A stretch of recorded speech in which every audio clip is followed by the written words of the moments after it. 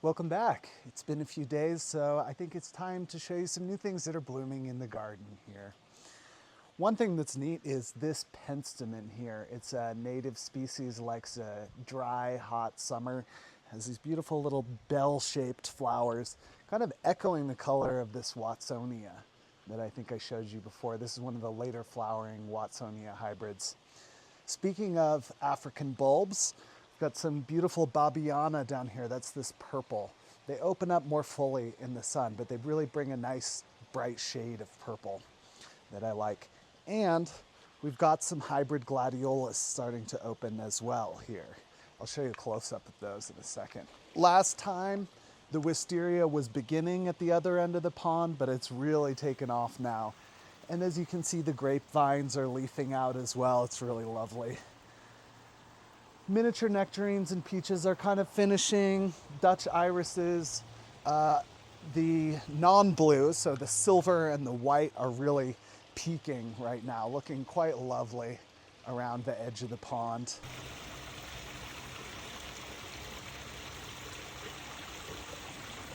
And we've got this great meadow as usual, really going off. All kinds of great stuff. More and different things blooming as time goes on.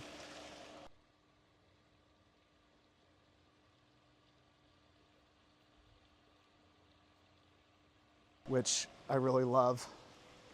I'll give some close-ups here so you can see more of that.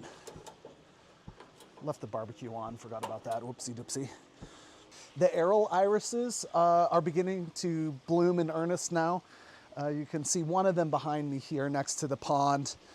And some others we've got in various places, the front yard and in boxes here. I'm gonna find a place for these when they're dormant so I can keep them in the ground. They'll be much happier. Ixia's looking really nice. Again, they open when the sun is really out. The yellow and pink are quite beautiful.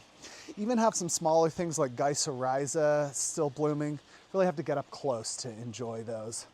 No flowers yet on the water lilies, but they're leafing out in earnest. Over here in the pots, we've got some new things. Beautiful Gladiolus carneus blooming. I'm gonna try to get some seeds and make some crosses on that one because it's so nice too.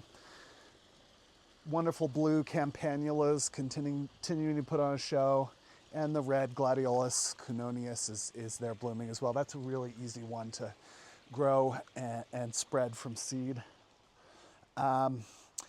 The peppermint peach tree is kind of done, but behind back here, maybe you can see on the wall, the crossvine, bignonia, is really starting to bloom.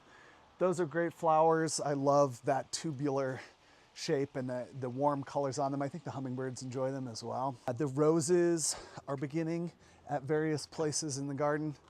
They're mostly along the walls, so they're a little bit tougher to showcase, but I'll start cutting and bringing things in as well soon. You can see the fruit trees are really leafing out here, getting us a bit more shade, which will be nice. Behind me here, this is a secondary meadow strip, which is obviously it's a north facing, it's in the shade. I planted it later, it's cooler. So not in full bloom yet, but you can see the first anemones are starting to open. Got a nice mix of them here and also some roses and various wildflowers that will fill in there. So I'm excited about that. Over here on the other side of the front garden, there's a number of things which have really started and come in more since last time I showed you. A few Watsonias in the front and some aryl and bearded irises starting here.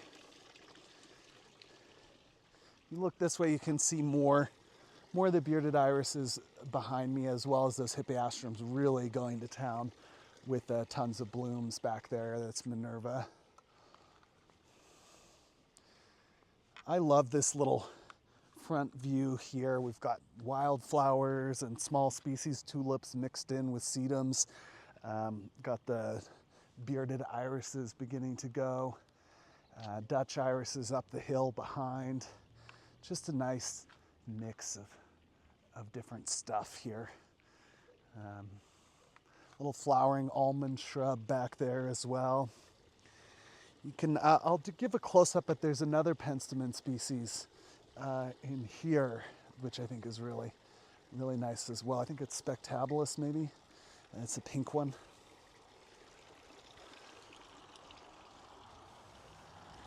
Lilies, a lot of lilies coming up, but of course no blooms on those quite yet.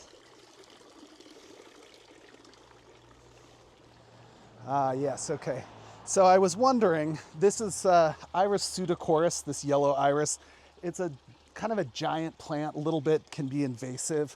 I wasn't sure that's what it was until it bloomed. This is the first blooming on it. It's nice, but I think it's gonna crowd out some of the other irises that I like to keep, so I'm not gonna keep much of it. Camuses back there, they're a Washington native bulb. I love those. A special bulb that really can do well in wet ground, which is kind of unusual. Anyway, here's like a little bit, you can see the full effect, the different layers, different colors. Kind of what it looks like from the outside. Here's a cute little iris in there, little dwarf. And this one, Parable, it's called. Love that. Here's a Watsonia for you.